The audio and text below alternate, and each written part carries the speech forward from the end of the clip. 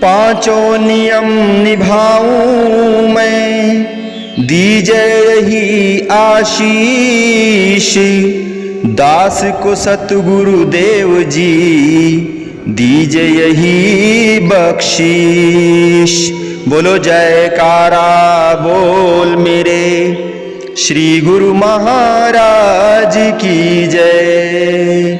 बोलिए सांचे दरबार की जय। श्री आनंदपुरवासी भगवान की जय। श्री नगली निवासी भगवान की जय। समस्त भगत जी को जय सच्चिदानंद जी। भगत जी, इस चैनल को सब्सक्राइब कीजिए, वीडियो को लाइक कीजिए और वीडियो को ज्यादा से ज्यादा गुरुमुखों के पास शेयर कीजिए, ताकि यह भक्तिमय सत्संग समस्त गुरुमुख जन तक पहुंच सके और आप भी पुण्य के भागी बन सके। जय सच्चिदानंद भगत जी।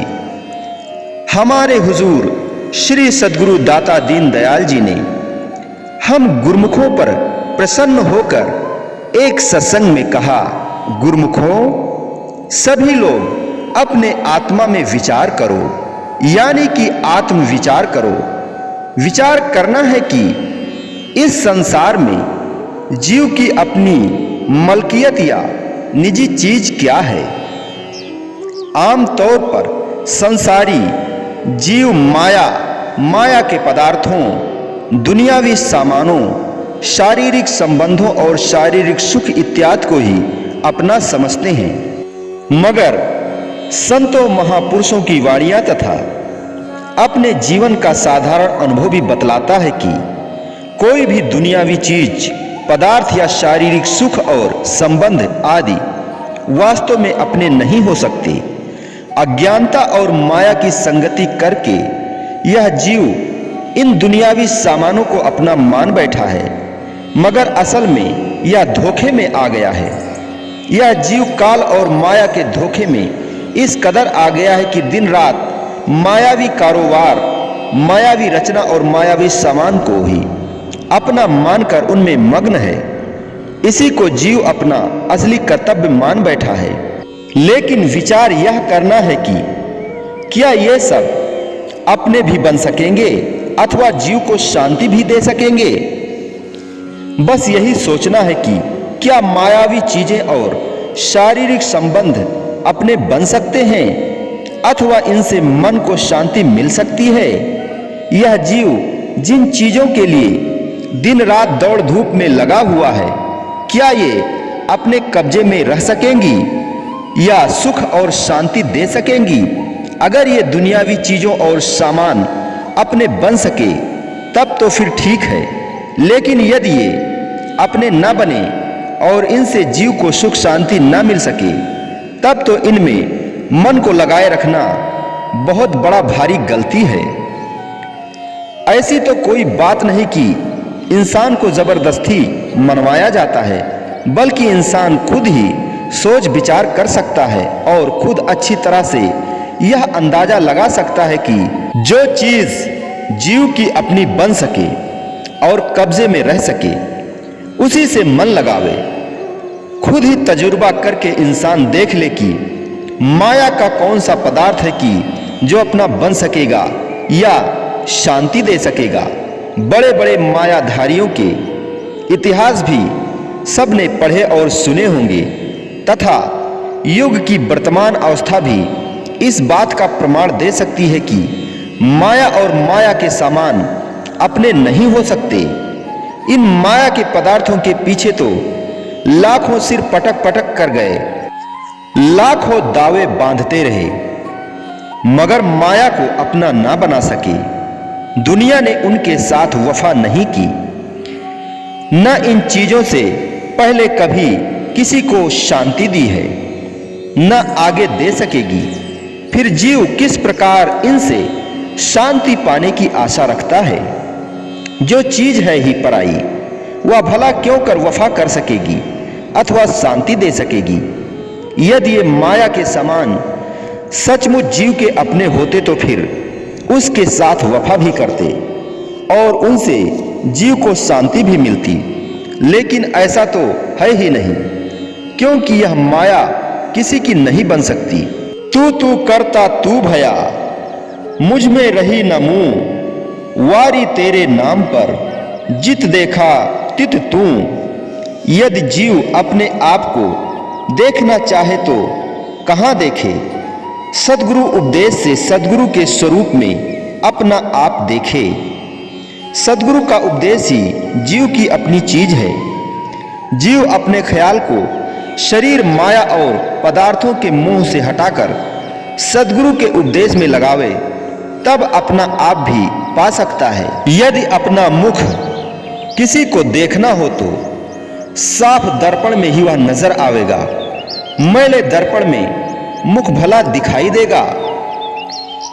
यदि शुद्ध दर्पण में देखे तब तो मुख साफ, पूरा भाग और शक्ल सूरत साफ साफ दिखाई देगा, और मुख के दाग, धब्बे, छाइयां आदि भी दिखाई दे जाएंगी। शरीर की बनावट और श्रृंगार आदि सब ठीक ठीक नजर आ सकेंगे। अब जिस प्रकार शरीर को देखने के लिए दर्पण की जरूरत पड़ती है, उसी प्रकार अपने निज स्वरूप को देखने के लिए सद्गुरु के उपदेश रूपी दर्पण की जरूरत पड़ती है।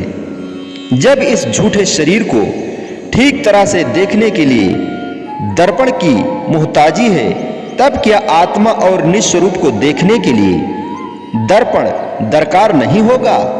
वह दर्पण सद्गुरु का उपदेश है। ज्यों ज्यों इस दर्पण को देखोगे, अपने आप की पहचान पड़ती जाएगी। सद्गुरु का शब्द ही जीव की निजी मलकियत है, और सद्गुरु का ध्यान अपने आप को जतलाने वाला है। जीव का असली रूप तो सद्गुरु के ध्यान से ही मालूम पड़ता है। सद्गुरु का उपदेश ही सच्ची वस्तु और निजी जायदाद है।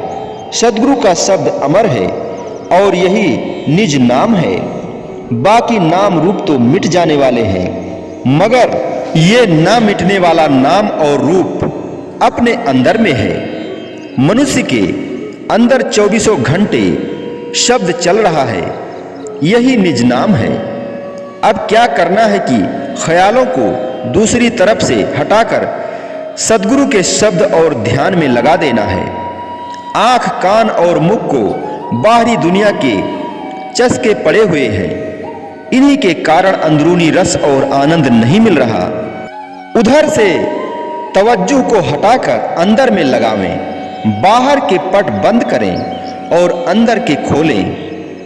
बाहरी दुनिया के चस्के जो आंख, कान और मुख लेता है, ये सब मैल और गिलाजत हैं। इनसे अपने आप को बचाकर अंदर में शब्द और ध्यान का आनंद लेवें। अंतर गुरु आराधना, जिह्वा जपो गुरु नाम, नेत्री सतगुरु पे खड़ा, श्रवणी सुनड़ा गुरु नाम। सतगुरु से तीरतिया, दरगाह पइये ठाओ, कहु नानक कृपा करे, जिसनो यह वथु देई। जग माही उत्तम काढ़ियहि, बिरले केई। अर्थात मतलब क्या कि चित्त सतगुरु से राता होए, क्योंकि अपनी चीज सतगुरु का शब्द ही है। यही अपना आप है। बाहरी दुनिया में सब धोखे का पसारा है, लेकिन अंदर तो धोखा नहीं है। वह तो कुदरती चीज और कुदरती शब्द है। जरा इंसान सूरत को लगाकर देखे तो अंदर में प्रकाश और शब्द की ध्वनि है। बस यह अपनी चीज है, इसमें किसी तरह का भी धोखा नहीं है। जिस प्रकार यदि किसी को आम खाने की इच्छा हो तो क्या करे कि गुठली को जमीन में बोकर उसका सेवन करे। उससे खुद ब खुद आम का पेड़ पैदा होगा, उसमें फल लगेंगे और उनमें रस और मिठास पैदा होगी। बीज का सेवन करने से सब कुछ खुद ब खुद पैदा हो जाएगा। कहीं बाहर से उन फलों में रस और मिठास लाने और डालने की जरूरत नहीं पड़ेगी। आमतौर पर लोग बाहरी ज्ञान से तथा पुस्तकों की सहायता से रस और आनंद पैदा करना चाहते हैं, मगर नहीं। क्या फलों में रस और मिठास बाहर से लाकर डाले जाते हैं? वह रस और ज्ञान और शांति भी क्या हुए जो बाहर से लाए? नहीं नहीं, बीज का सेवन करो, बीज में सब कुछ मौजूद है। वह बीज सार शब्द है, इसी में रस और आनंद और शांति मौजूद है। इसी की कमाई की जावे, सब कुछ मिल जाएगा।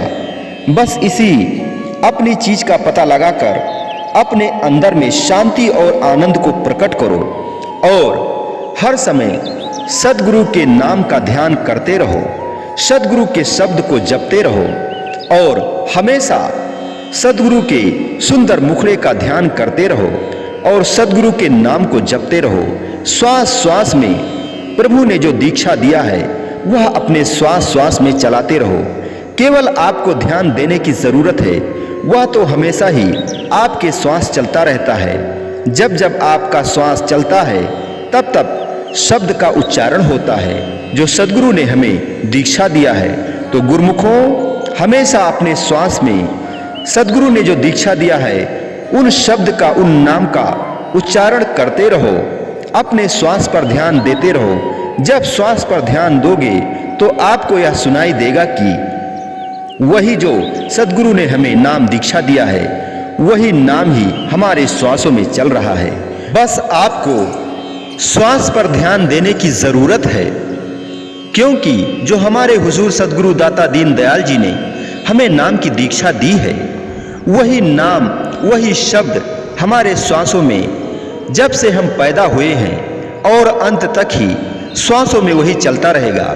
बस केवल हमें अपने श्वासों पर ध्यान देने की जरूरत है और उन नाम को अपने ख्याल में रखना है और नाम के साथ साथ सद्गुरु के सुंदर मुखड़े का ध्यान करना है। बाहरी दुनियादारी का ध्यान नहीं करना है। बोलो जयकारा बोल मेरे श्री गुरु महाराज की जय। बोलिए सांचे दरबार की जय। श्री आनंदपुरवासी भगवान की जय। श्री नगली निवासी भगवान की जय। समस्त भगत जी को जय सच्चिदानंद जी।